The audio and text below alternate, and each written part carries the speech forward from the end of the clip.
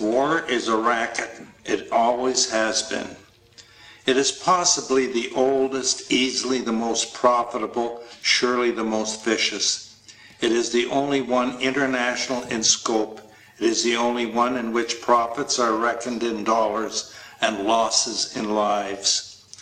A racket is best described, I believe, as something that is not what it seems to the majority of the people. Only a small inside group knows what it is all about. It is conducted for the benefit of the very few at the expense of the very many. Out of war, a few people make huge fortunes. In World War I, a mere handful garnered the profits of the conflict. At least 21,000 new millionaires and billionaires were made in the United States during the World War. That many admitted huge blood gains in their income tax returns. How many other war millionaires falsified their tax returns? No one knows. How many of these war millionaires shouldered a rifle? How many of them dug a trench? How many of them knew what it meant to go hungry in a rat-infested dugout? How many of them spent sleepless, frightened nights ducking shells and shrapnel and machine gun bullets? How many of them parried a bayonet thrust of an enemy? How many of them were wounded or killed in battle? Out of war, nations acquire additional territory if they are victorious. They just take it. This newly acquired territory promptly is exploited by the few, the selfsame few who wrung dollars out of the blood in the war. The general public shoulders the bill. And what is this bill?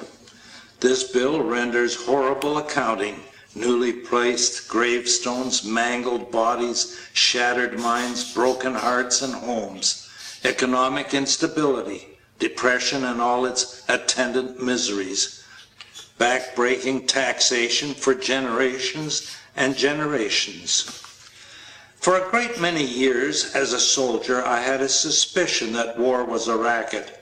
Not until I retired to civilian life did I fully realize it.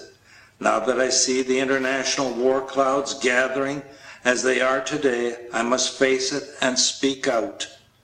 Again they are choosing sides. France and Russia met and agreed to stand side by side. Italy and Austria hurried to make a similar agreement. Poland and Germany cast sheep eyes at each other, forgetting for the nonce their dispute over the Polish corridor. The assassination of King Alexander of Yugoslavia complicated matters. Yugoslavia and Hungary, long bitter enemies, were almost at each other's throats.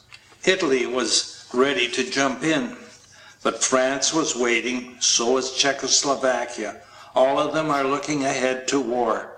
Not the people, not those who fight and pay and die, only those who foment wars and remain safely at home to profit.